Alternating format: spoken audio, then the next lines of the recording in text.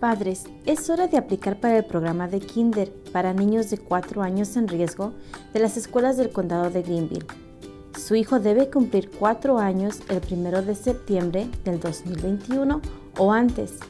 Puede presentar la solicitud en línea del 11 de febrero al 10 de marzo del 2021. Visite la sección para padres del sitio web de Greenville County Schools para obtener la solicitud. Si no tiene acceso a Internet, llame al 864-452-0437.